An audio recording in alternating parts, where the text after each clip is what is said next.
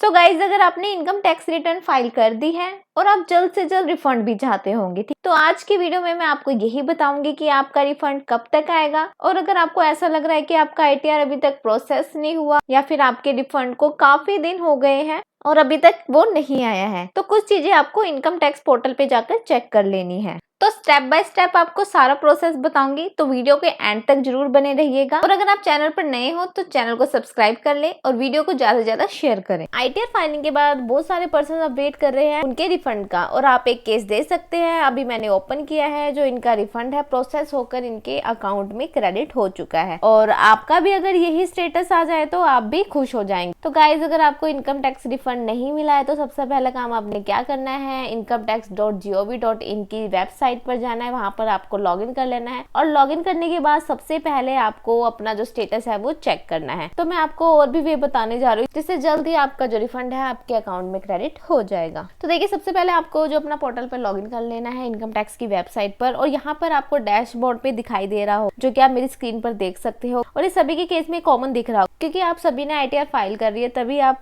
Expect कर रहे हैं कि जो रिफंड है आपको मिलेगा। तो आपने आईटीआर फाइल कर दी है, तो पहला स्टेटस तो आपको ये दिख रहा होगा। और नेक्स्ट स्टेटस आपको दिख रहा होगा कि कब ये ई वेरीफाई हुए, जैसे आप यहाँ पे देख सकते हैं, return verified on this day. तो जैसे कि आईटीआर भरने के बाद जो आपका काम है खत्म नहीं होता, आपको चेक करना होता है कि कहीं आपने अपनी आईटीआर को ई वेरीफाई लेटर तो नहीं कर दिया है। और अगर ई वेरीफाई नहीं किया तो 30 डेज के अंदर आपने जो ई वेरीफाई उसको करना है। तो अगर यहाँ पर ई वेरिफिकेशन नहीं हुआ है आपको, तो पहले अपना ई वेरिफिकेशन जरूर करें। और ऐसा मैं इसलिए बोल रही हूँ क्योंकि जो ई वेरिफिकेशन है आप सभी के लिए जरूरी है, क्योंकि अभी मैं आपको इनकम टैक्स का डाटा भी दिखाने वाली हूँ, जिसमें कि आईटीआर तो जितनी फाइल हुई है उससे कम आईटीआर ई वेरीफाई हुई है। और अभी मैं आपको दिखाऊंगी डाटा, तो आप चेक कर ले कि आपके केस में जो आपकी आईटीआर है वो ई वेरीफाइड हुई है कि नहीं। और अगर आपने नहीं करी है तो उसको सबसे पहले आप उसको ई वेरीफाई करें। और नेक्स्ट स्टेटस जो आपको चेक करना है कि जो आपकी आईटीआर है वो प्रोसेसिंग में चली गई है। और अगर आपकी रिटर्न अभी तक प्रोसेस में नहीं गई है तो आपका रिफंड कैसे आएगा। तो सबसे पहले चाहिए कि आपकी जो रिटर्न है प्रोसेस में चली गई हो। सो यहाँ पर आप देखोगे कि नंबर ऑफ जो रिटर्न्स फाइल्ड हो चुकी है अभी तक वो 5,09,951 हो चुकी है। मतलब कि जो नंबर है वो काफी बढ़ चुका है नंबर ऑफ रिटर्न्स फाइल्ड का।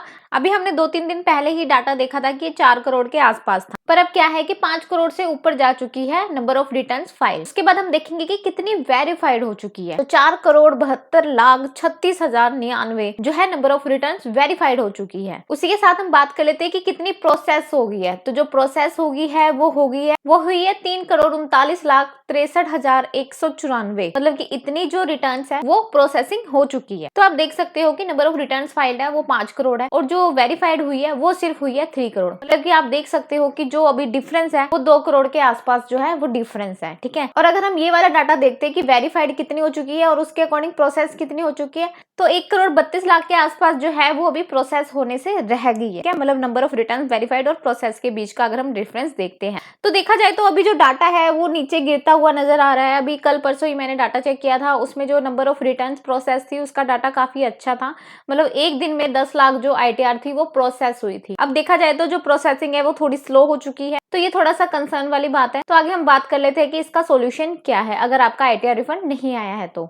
यहाँ पर हम इनकम टैक्स पोर्टल पर लॉगिन हो चुके हैं। सबसे पहले आपने यहाँ पेंडिंग एक्शन पे जाना है, देन आपने रिस्पॉन्स टू आउटस्टैंडिंग डिमांड पे क्लिक करना है। तो जैसे ही आप यहाँ पे क्लिक करोगे तो यहाँ पर हमें चेक करना है कि हमें सेक्शन 245 का नोटिस तो नहीं आया है, कोई पिछली डिमांड तो हमारे पास नहीं आई है। तो अगर यहाँ पर आपको ऐसा कुछ नहीं मिलता तो आपने पेंडिंग एक्शन पे जाकर ई प्रोसीडिंग वाले ऑप्शन को क्लिक करना है। ई प्रोसीडिंग पर क्लिक करने के बाद हमने यहाँ पर चेक कर लेना है कि हमारे पास कोई डिफेक्टिव रिटर्न का नोटिस तो नहीं आया है, क्योंकि जब हम आईटीआर गलत फाइल कर देते हैं या फिर आईटीआर फॉर्म का गलत सिलेक्शन कर लेते हैं तो हमारे पास डिफेक्टिव रिटर्न का जो नोटिस है वो आ जाता है। तो ये सारी चीजें हमें यहाँ पे चेक कर लेनी है कि हमारे पास कोई नोटिस वगैरह तो नहीं आया है। तो यहाँ पर आप देखोगे कि मेरे केस में यहाँ पर किसी भी तरह का नोटिस नहीं है, तो आपको यहाँ पर भी कोई प्रॉब्लम नहीं दिखती है। तो उसके बाद आपने यहाँ पर ग्रीवेंसेस वाले ऑप्शन पे जाना है, देन सबमिट ग्रीवेंस पे क्लिक करना है। तो यहाँ पर आपको रेलेवेंट डिपार्टमेंट सिलेक्ट करना है, जो कि हम सीपीसी आईटीआर को सिलेक्ट करेंगे। देन उसके बाद यहाँ पर आपने कैटेगरी सिलेक्ट करनी है। कैटेगरी में आपने प्रोसेसिंग वाले ऑप्शन को सिलेक्ट करना है कि मेरी प्रोसेसिंग नहीं हो पा रही है, और अगर मान लीजिए आपकी प्रोसेसिंग हो गई है और रिफंड नहीं आया तो यहाँ पर आपने रिफंड वाली कैटेगरी को सिलेक्ट करना है। तो अभी हम यहाँ पर प्रोसेसिंग को सिलेक्ट करेंगे। उसके बाद आपने सब कैटेगरी में अदर प्रोसेसिंग वाले ऑप्शन को डाल देना है, देन आपने कंटिन्यू कर देना है। कंटिन्यू करने के बाद जो भी असेसमेंट ईयर है उसको सिलेक्ट करना है। जैसे कि असेसमेंट ईयर 25-26 है, उसको आपने सिंपली सिलेक्ट कर लेना है। देन यहाँ पे आपने ग्रीवियंस की डिस्क्रिप्शन डालनी है। तो यहाँ पर देखो आपको ना 2 लाइनों का डिस्क्रिप्शन देना है कि हमारी ITR प्रोसेस नहीं हो पा रही है, और यहाँ पर आपने डेट दे देनी है कि कौन सी डेट को आपने जो है वो ITR फाइल किया था, और उसका एक्नॉलेजमेंट नंबर वगैरह ये सारी डिटेल्स आपने यहाँ पर दे देनी है। और यहाँ पर आपको एक चीज याद रखनी है, सिर्फ 2 लाइन की डिटेल्स डालनी है, ज्यादा लंबा चौड़ी डिटेल्स यहाँ पे नहीं डालनी है। आपको यहाँ पर लेटर नहीं लिखनी है। देन उसके बाद नीचे की तरफ स्क्रॉल करोगे तो यहाँ पर आपको कुछ अटैचमेंट अपलोड करने के लिए बोला गया है, जो कि आपको नहीं करनी है। कोई भी अटैचमेंट आपको यहाँ पर अपलोड करने की जरूरत नहीं है। देन उसके बाद ये सब चीजें करने के बाद आपने सबमिट ग्रीवियंस कर देना है। सो गाइस, ग्रीवियंस सबमिट होने के 1-2 दिन के अंदर आपके पास रिप्लाई भी आ जाता है कि क्या प्रॉब्लम है, किस रीजन की वजह से आपकी ITR प्रोसेसिंग नहीं हो पा रही है, और अगर प्रोसेसिंग हो गई है तो आपको उसी तरह से मैसेज आ जाएगा। और अगर ITR में कोई दिक्कत है, कोई प्रॉब्लम है, कोई चीज आपने गलत दिखा दी, तो वो भी आपको यहाँ पर बता देगा कि आपकी ITR में मिस्टेक्स हैं और आप अपनी ITRs को रिवर्स करिए। तो इस तरह से अगर आपकी ITR प्रोसेसिंग नहीं हो पा रही या फिर रिफंड नहीं आ पा रहा है, तो अपने पोर्टल पर जाकर ये सारी चीजें आप चेकआउट कर सकते हैं। और अगर इसके बाद भी आपको कोई दिक्कत नहीं दिखती है तो आप यहाँ पर ग्रीवेंस फाइल करके भी डिपार्टमेंट से पूछ सकते हैं। गाइज, आई होप आपको पूरा प्रोसेस पता चल गया होगा कि आप कैसे अपना प्रोसेसिंग और रिफंड का यहाँ पर चेकआउट कर सकते हैं।